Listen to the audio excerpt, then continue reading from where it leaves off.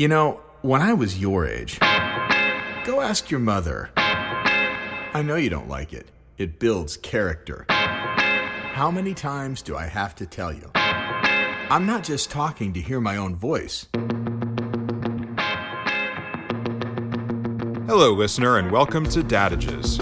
I'm your host, Chad Hagle, and if you are looking for some fatherly wisdom for your career, your family, or any other aspect of your life, then you've come to the right place.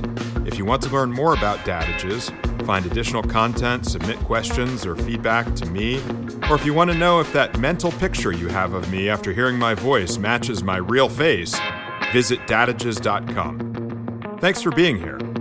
And before you listen to our podcast, please listen to your father.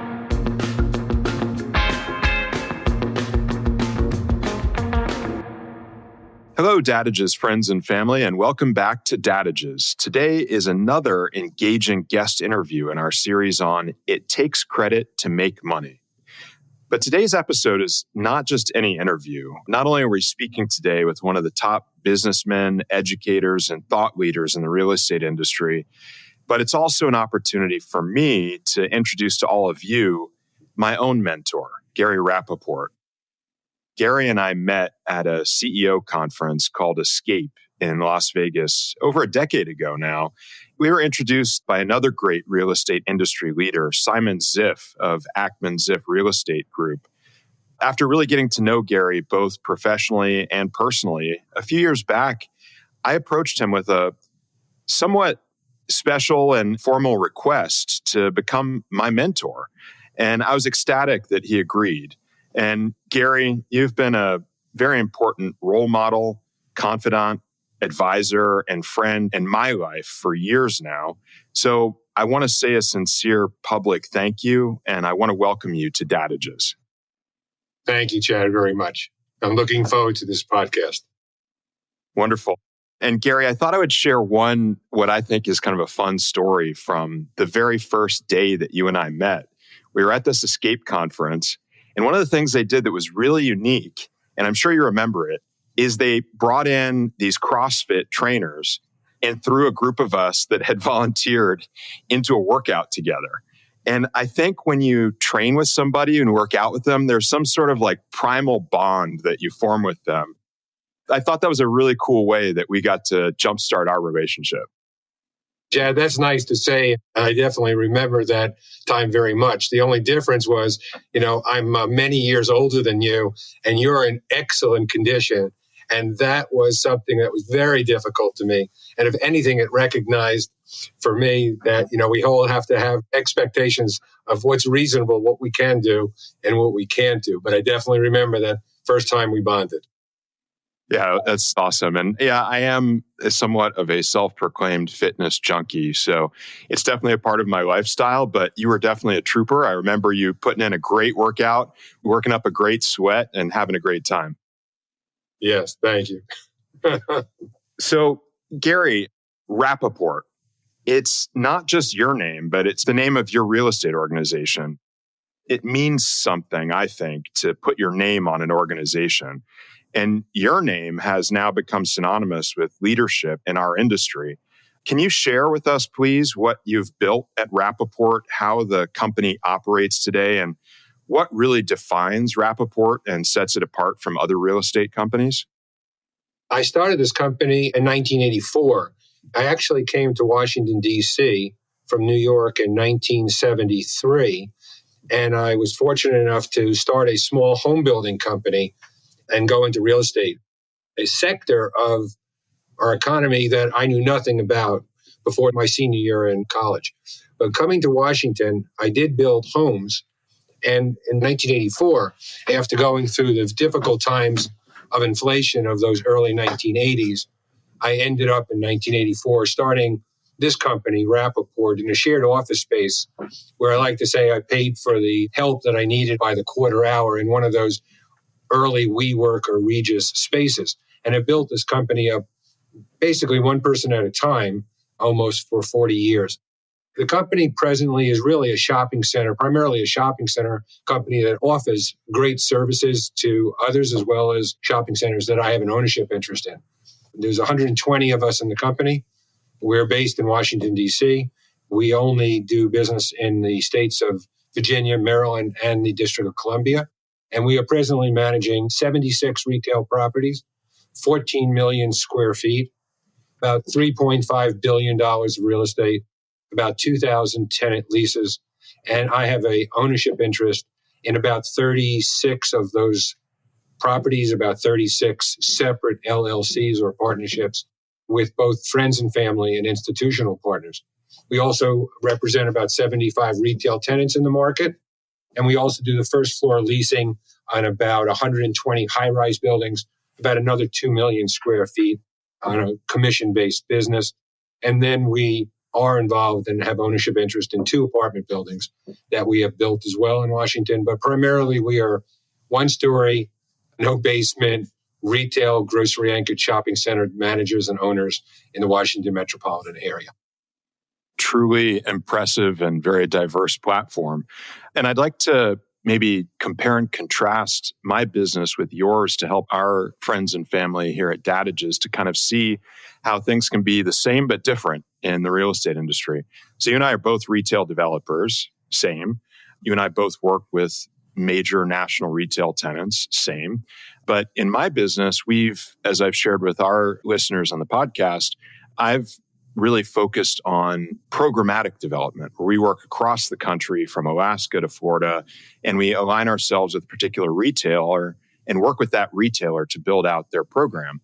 Whereas you've elected to specialize in a geography, really become an expert in your hometown, broadly defined, and a leader in the region.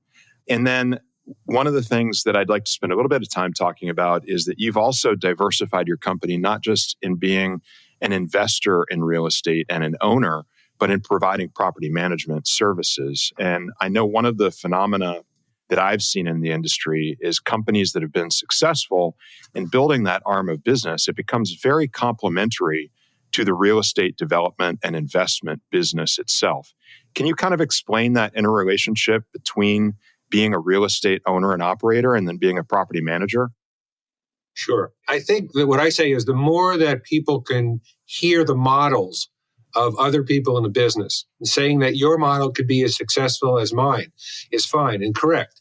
But the more one can see of other people's models, the more they can decide how much their personality, their level of risk they're willing to take fits within the model of the person that they're learning from. And so my model is just another model, and fortunately has been successful. We are the largest company managing and leasing retail in the Washington metropolitan area. But many of the other successful owners of retail in Washington, D.C. do not manage for others or lease for others or offer marketing services or renovation or expansion or any other parts of the business that we offer because they say it's not worth their time. And coming up the way I came up, and a lot of one's life, and we'll talk more about that hopefully before we finish, about how that beginning part of your life sets a lot of your philosophy throughout your life. That importance of safety is why I went into third-party property management and leasing and marketing and offering all these services. These services offer stability. They offer stability when we know we're in a business that has very high highs and very low lows, and one needs to survive, especially when one is a true entrepreneur taking the risk that I take. So what I decided a long time ago that I was going to manage and lease other properties. It gives me the ability to both have management and leasing and fees in the times when we can't build, when we can't buy, when times are difficult. In times of COVID, as an example, we have 120 people in the company. We did not let anybody go. We did not lower anyone's salary. We protected the real estate, which is what we were supposed to be doing. If we didn't have that third-party management and leasing and those fees, we could not have been able to do that. It also sets the stability within an entrepreneurial company where people need to, of course, they're going to worry if they want to make their career with someone like myself, and what would happen, God forbid, if something happened to me. So what we do is we try to make sure that they know that the third-party management and leasing and the stability that goes along with that offers them, hopefully, the comfort to be able to decide to make their career at Rappaport. It's such a remarkable statement you made about the stability you've established that through COVID, which was one of the greatest shocks to our country, our world, and certainly to our industry in real estate, and especially when you focus upon retail real estate and the impacts it had during that time when everything came to a halt. For you to be able to maintain that really demonstrates how building out that property management organization has smoothed out the curves within your business and riding through the real estate cycle. My father always told me when I was growing up that real estate is not an opportunity-seeking business. It's a risk management business. And it appears that you've really done a great job of managing that risk and mitigating it. Thank you. Well, one of our key topics for this series, and really the main focus, is real estate finance. You talked about the ownership side of your business and the fact that you own real estate assets with friends, family, and other investors. Your business is one that is truly a great example of success in real estate syndication. Could you define your model for real estate capital and help explain for the Dadages friends and family what syndication means as a model and how that works? Sure. Well, all of us, we only have a certain amount of liquidity, no matter what that is. So the question is, how do we use other people's money as well as our own in order to own real estate, whether it's to build or whether it's to buy? And my model is not that I'm buying and selling and buying and selling.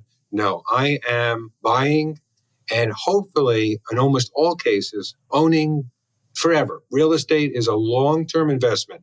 And while I might be buying value-added properties, I might be building new properties, I am also buying core properties, and all have different levels of risk and different levels of return.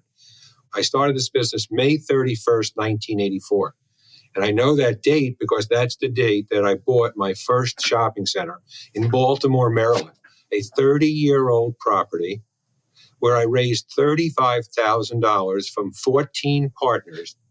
I put in $35,000 and I borrowed half of my $35,000 from one of my partners. And we raised approximately $500,000. I signed on a $1 million loan, the debt on the acquisition loan. And I bought a center that today is 69 years old, and we still own it. And so we're buying on the average one center a year. I've been in business now in this company for 40 years, and I have 38 properties. So 38 properties might be $1.5 billion of real estate, but it's one property a year on the average. It's such a great story of bootstrapping to get started, but then sticking with it. One of the other things that we say in my family a lot is you don't make money doing something once. You make money by doing the same thing over and over and over again. And clearly you've laid out that model and stuck to the model. And I always have Gary Rappaport, little Gary, sitting on my shoulder because you're always advising me at different stages of my career, Chad, focus on long-term ownership. What are you doing in the way that you're structuring the particular deals you're doing right now to set yourself up to own these properties long-term and have that long-term interest? So in this case, it's not do as I say, it's do as I say and as I do. It's great to have that as a model. When I teach, I'm generally teaching 20 and 30-year-olds that are working in businesses that one day have a dream to go out and put a real estate deal together, whether it's in retail, whether it's residential or industrial or office. But the concepts of structuring the deals from the financial side are the same. And so there's two ways I've seen people move across into doing what I'm doing. There are people that are working in businesses like JP Morgan, Morgan Stanley, Carlyle, and they're learning how to do deals with large institutional investors. And they then leave 2 or 3 people and they go into and they start their own business. And they're generally always doing from the very beginning institutional deals. But I didn't start that way. I started from the grassroots, the ground up. That deal in 1984. I've been raising investors on a one-by-one basis that I know personally, not crowdsourcing, not online, but learning and coming through recommendations. And so to me, that is a way that I started with friends and family and eventually moved into more detailed deals as well. But I'm still with a base of hundreds of friends and family, investors and partners of mine. Well, let's spend some time talking about that so that our friends and family can really understand the magnitude of that. From your very first deal, it sounds like you were syndicating with multiple parties.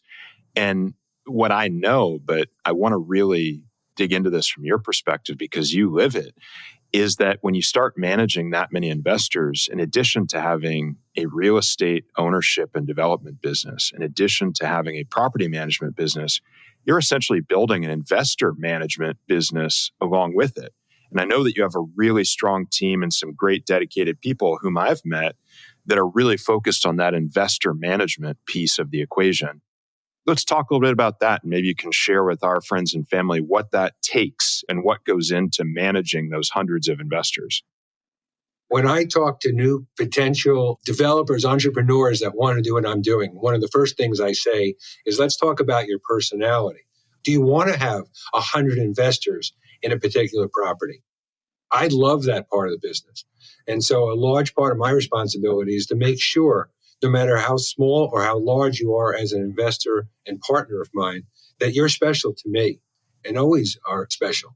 And it takes a lot of time to do that. And yes, I have a very good database system called Juniper to help in the background. I have a person that works full-time only with investors to make sure that everything from a change of an email to a change of a bank account to a copy of a report to someone in their family wanting to get access to the information, all those sort of things that are the day-to-day runnings of we have about 500 separate investors and thousands of units throughout these partnerships. But you have to be able to really love that one-on-one relationship, because these investors, I used to say to them, you're investing, remember, 50% in the partnership, in the property, and 50% in Gary Rappaport and the team here at Rappaport.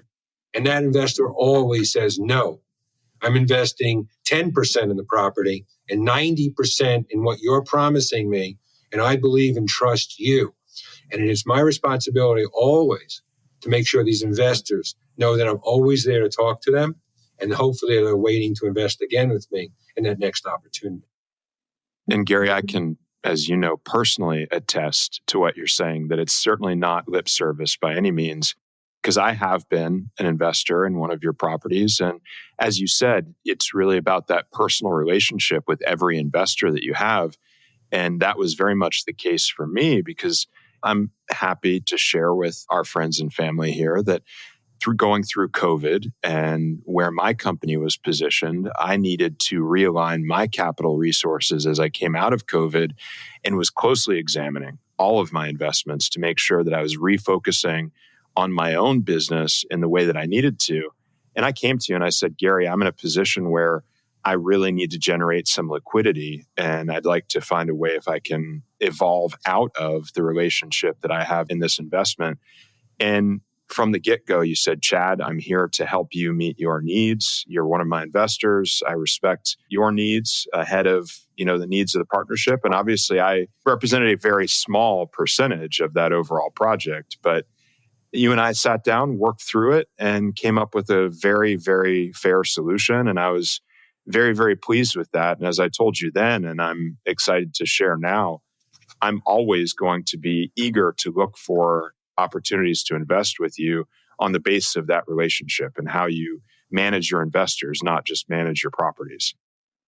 Well, thank you, Chad. In the time of COVID, which was the worst time in my career, I've gone through, I think, 6 recessions, but COVID was much different because in the 6 recessions, sales of tenants went down 10%, 20%, 30%, because we all know, with the closing of the stores during the beginning of COVID, the sales of our stores went down 100%.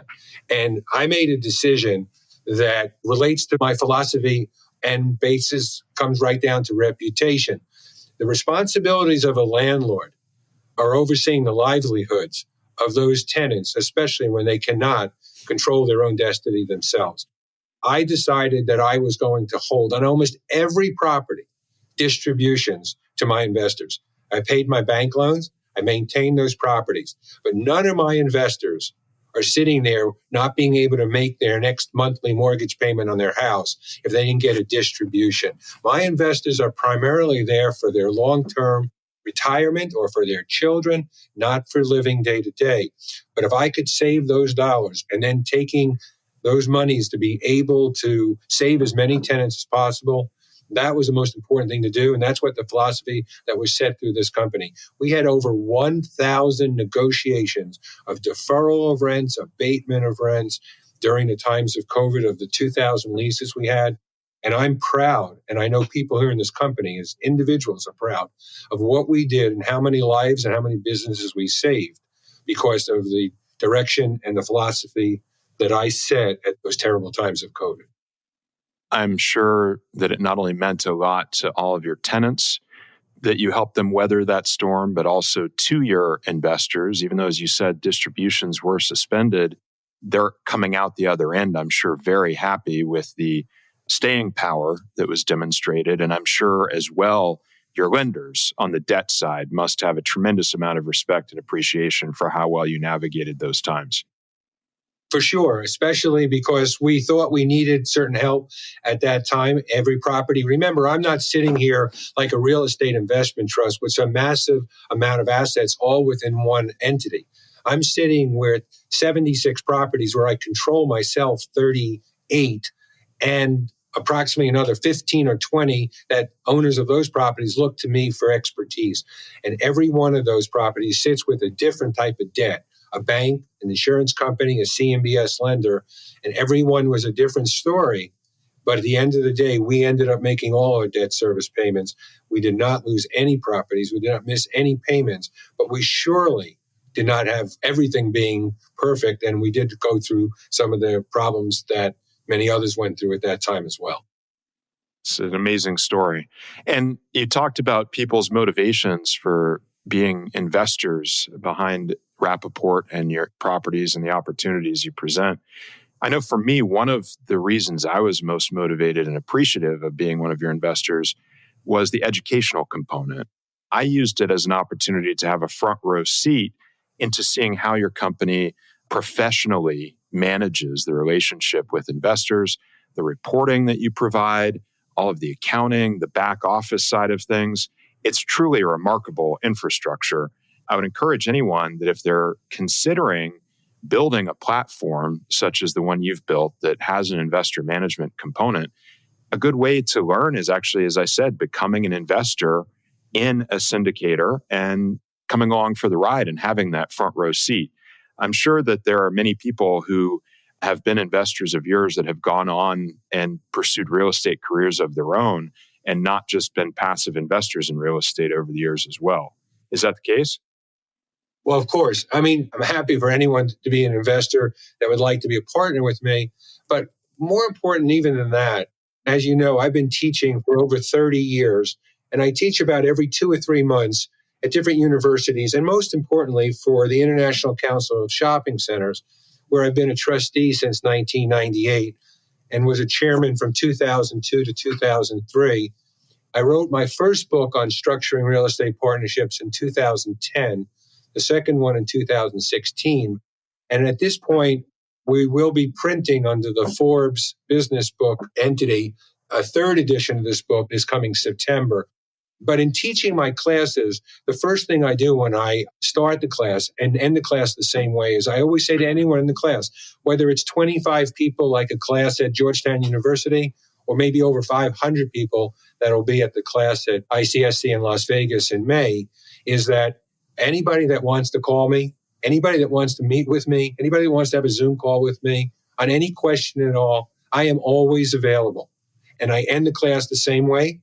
And I'll say it here as well, Chad. And if you want to make sure that people have that ability to know how to contact me, I make that time. And as you know, because we've talked so long for so many years, I set my life into thirds. And I have a very large family I'm responsible for. And that's my first third. That's the most important. I have 5 daughters. I have 8 grandchildren and a wonderful wife who I love dearly. And I then say that's my first third. And my second third is the business. I love what I'm doing every day. And I come to work looking forward to meeting people and dealing with people. I tell my kids, if you can get up every day and love your life like I do, whatever you do, none of my children are in the business. They all are raising families, and one's a social worker, one is a teacher, one is an expert in glass blowing and ceramics. I want them to be happy every day and do, hopefully, as I do, looking for that next day in their life is a wonderful day. But that third is what we're talking about. And I teach and I write books and I talk about how to structure partnerships. And I say, if I can help anyone reach their dreams sooner than they could reach them, then that third of my life is something that's special to me. And that's what I say my dad taught me when I was younger. That's incredible. And how have you managed to successfully carve out that third? I'm sure many people in the audience are thinking to themselves, how could I possibly make time to give back to people around me when I'm trying just to survive and fight my way through to my own personal success? How do you make that happen? First of all, of course, my job is not 9 to 5. One of my children said to me years ago, Dad, I don't know how you did it, but you came to every track meet and every choral event and every basketball game. And you were always there in the afternoon and there weren't any dads there, but you were there. And I said, well, I wasn't at everything, but yes, I came to a lot because I'm very organized and I would know when I'm needing to be somewhere, I would be there. And then I would otherwise, go on to something else. So when I talk about that third of my life, like anything else, if we can find the time if we need to, and I've just allocated that part of my life. And I'm very satisfied with that third. When I go to the shopping center convention next month in May, I know that I will have at least a half a dozen people that will stop me in the hallway and say, excuse me, Mr. Rappaport, you don't remember me, but 14 years ago, I took your class and here's what I'm doing. I just bought this project, et cetera, and I want to say I structured it just like you showed. And I just want to tell you, thank you very much. Nothing makes me happier than to be able to say, thank you for stopping by and saying that to me. And I'm glad that you've been able to do this and are successful at it. That's amazing. And if you think back, can you pinpoint a time when you made this conscious decision to divide your life into the thirds that you described and created the arm of your life that was going to be focused on teaching? It goes back to how you brought up. And my father is who I dedicated my books to, who basically set my philosophy of how to deal with people. My father was a tie manufacturer, undercapitalized, grew up in Brooklyn, New York. My mother as well. Both were born there. I was born there.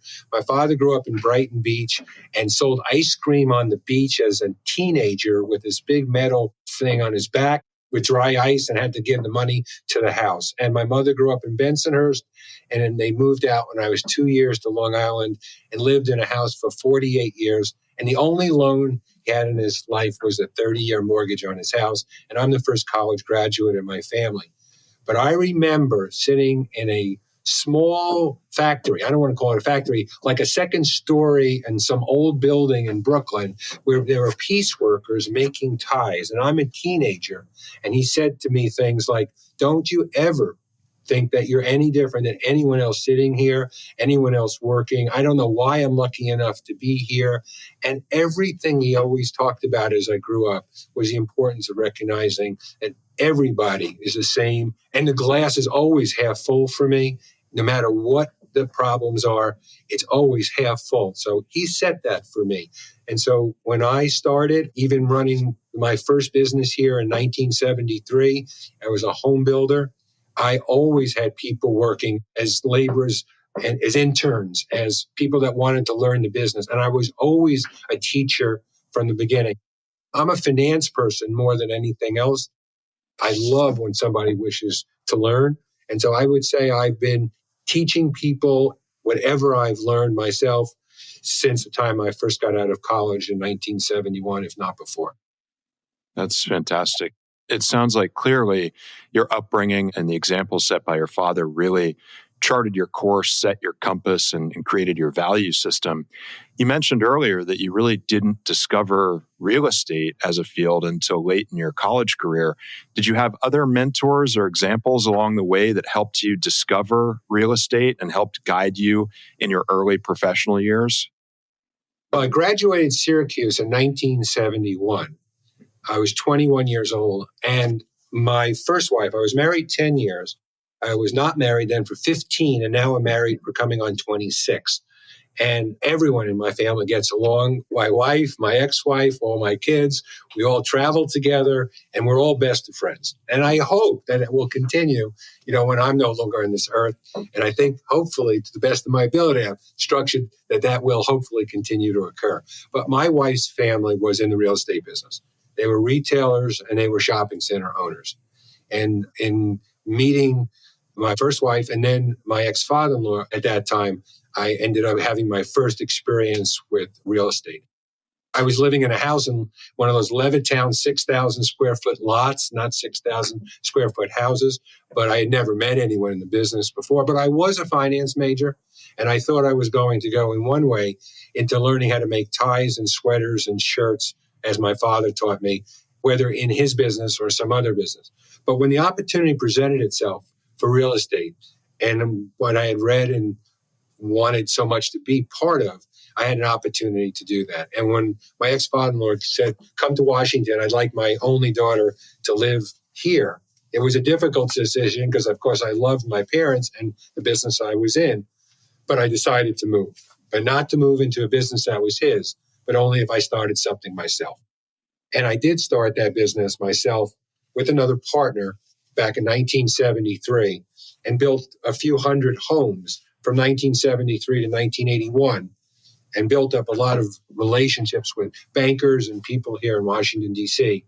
until 1981, when I decided to go and change my model from home building into long-term ownership of real estate through commercial real estate and, of course, shopping centers. It's a very interesting connection of the dots along the way, but I can see it unfolding as you described. It's an incredible pathway. Well, Chad, if I might add, in 1981, if we remember, people say today, this is the worst inflation in 40 years. Of course, most people that I teach don't understand because they weren't here 40 years ago, or surely were not in business 40 years ago. But in 1981, prime was 20%. I was a home builder borrowing at 22%. 30-year fixed rate mortgages on homes were 13.5%, and nobody could afford to buy a house. And I said, this model doesn't work. I'm not building any long-term assets. I'm selling everything that I'm building. I'm trying to find the next more expensive piece of ground. And I said, this makes no sense. I know every line item of cost, but I can't control the most important line item, interest. And I am getting out of this business. And I got out of the home building business and said, I'm going to get and learn more about the commercial business. And I'm going to take classes in syndication. I'm going to take classes and I'm going to talk to everybody that I can talk to. And there's no question that's a stupid question. I am going to ask and learn, how does one leverage the money they have to get involved in real estate that could be owned long-term? And I changed my model and went from home building into commercial real estate retail business. And so I'll ask and learn now on behalf of our friends and family here, what were the lessons that you took from those inflationary periods in the early 80s that you are starting to now apply in this economy as we go from the lowest interest rates in mankind's history to returning to more normalcy, which to all of the rest of us look like high interest rates, but by comparison, the numbers you were talking about are still minuscule. Well, that comes back to one of the things we talked about at the beginning of this podcast, the question of what model you're going to set. The fear that I would have been out of business in 1981 if I didn't have strong support behind me said to me going forward that if I wanted to structure a new model, I needed it to be stable. And stable means not just when times are good, because we all know if it was every 6 years or 8 years or 10 years, we're going to hit some really bad times. And the people that I've seen that have not survived are the ones that are only developers that are saying, if I don't do another deal next year or the following year, I can't pay the overhead. I can't survive. And I said I could run through those times, but I've got to plan for them ahead of time. So I am going to take my relationships, my expertise in a certain area, and I am going to spend my time not every day looking for the next opportunity, but I'm going to talk to people that own existing centers. I'm going to ask them and tell them why they should hire me to manage or lease their properties. I'm going to take my time to stabilize a business, even if it's not as productive as going out there and trying to do another deal. But I'm going to be ready. And so what's happened, fortunately, over a lifetime is I've had some difficult times. Every time there's a recession, I want to be an opportunity buyer. The majority of the times, not this time, fortunately, but earlier in my career, most of the bad times, I've been a distressed seller. And I have lost properties. And everything isn't perfect. But at the end of the day, I've survived. And I've survived in a very risky business where I've taken great risk. When I talk about defining, when I teach about being an entrepreneur, I say there's really different parts to it. You need to have the personality of such that you can live with the stress of personal loans and having to raise money and putting deals together and having the expertise in the area that you wish to be able to put a deal together, whether it's retail or some other sector of real estate. I have lived a life that I have personally signed for liabilities greater than my assets from the time I was 23 to the time I was 55. And I'm now turning 73. But I'm sitting here, I could just tell you that I am personally signing for a very large amount of liabilities. And the reason is my model, whether it's right or wrong, is that every property is in a separate LLC. There is no cross-collateralization. There is no deck of cards. I can lose a property. I can have my investors lose all their money, but I don't go out of business. It's not everything being lost. It was all together in one entity or one real estate investment trust. So that's the positive side. But the negative side is every property stands on its own and every loan stands on its own. And when you go out and build something or you want to buy something and you need to sign on a loan or you're required to, the assets are only within that one LLC.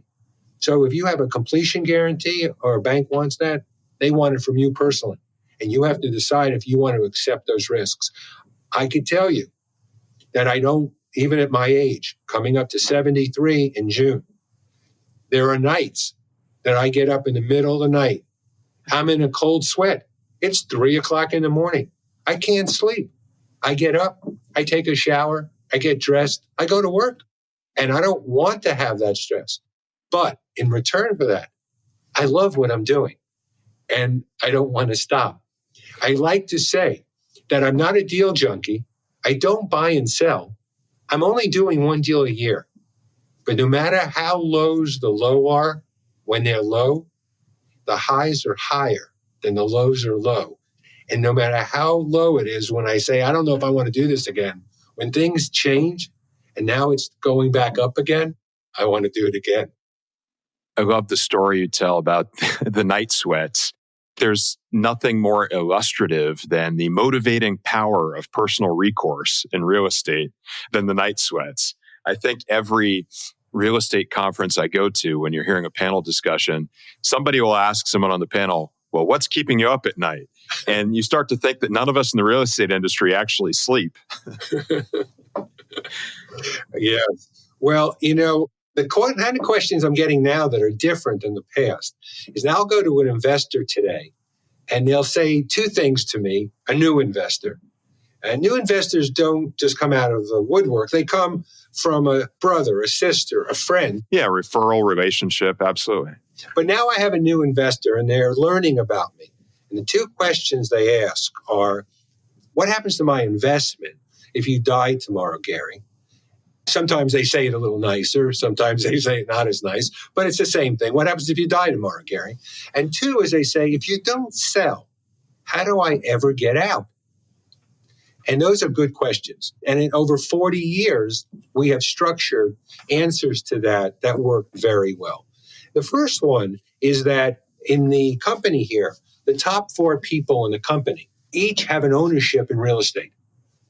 And that ownership is part of their package. They get a salary, a bonus, a real carrot in the ownership of real estate. And they have a signed agreement that says that if I can't work anymore, do not wish to work anymore, or I'm no longer on this earth, they from the estate, if I'm no longer on this earth, can sign and purchase the management agreement on a 10-year note at the lowest interest rate the government allows. So in theory, but hopefully in reality, they can buy the management company without having to put any cash in. What that really does is it stabilizes and gives them security that their salary and bonus will always be there. So they can make their career with me. And it's worked well. Their interests are not as great as mine, but I'm the only one that signs. And so the question that always comes down is, you as an individual, that's when I talk to people, when I teach, the question is, where do you want to be? Do you want to take the risk like I do for the big carrot, but the big loss if it doesn't succeed, of losing everything, your house, your car, everything that you've built up in your career? But more important is that what I do is not the end all for everybody. It might be for me. It's what gives you the majority or the maximum number of days in your life that you're happy.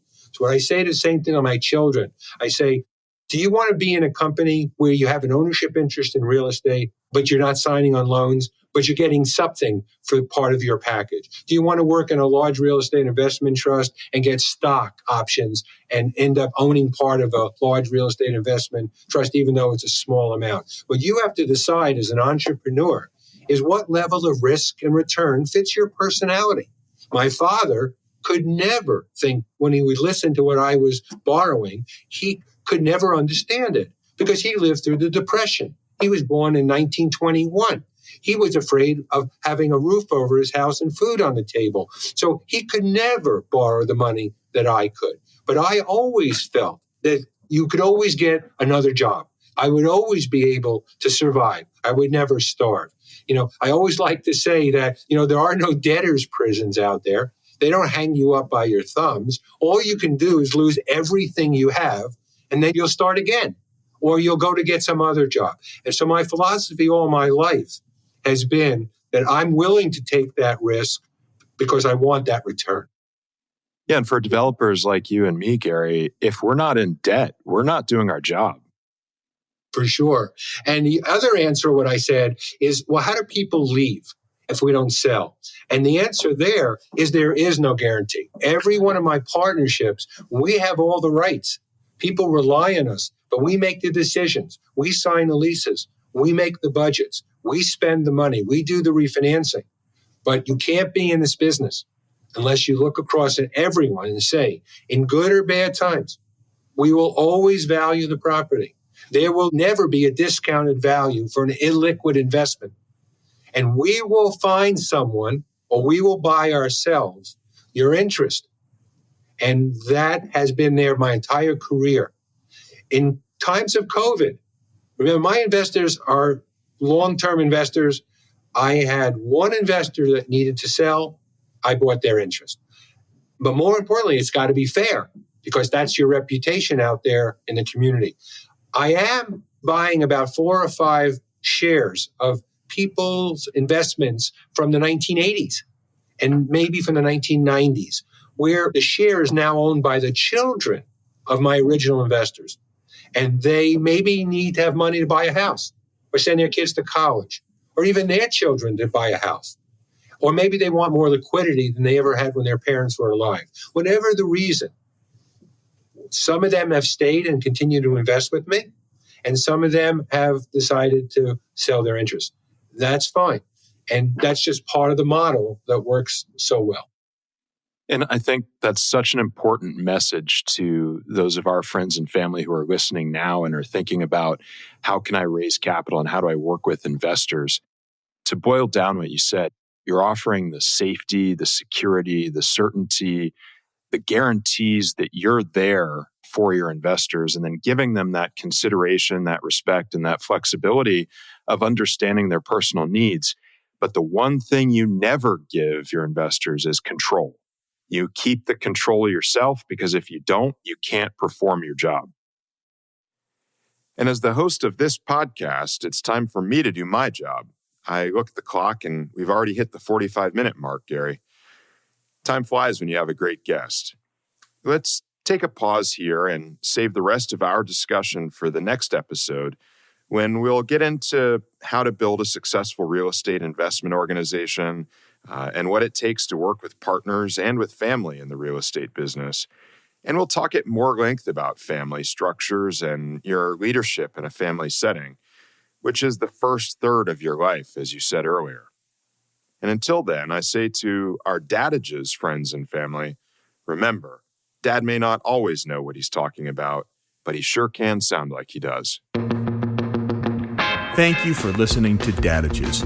If you enjoyed this episode, remember to visit Dadages.com and subscribe to the Dadages podcast to get notified for future episodes. You can rate or review on Spotify and Apple Podcast. Why? Because I'm your father, and I said so. Just a little respect is all I ask for. I put a roof over your head and food on the table, and what do you do? No, tell me exactly what do you do, because I am doing everything. I'm paying for everything. No, get back here. Get back here right now.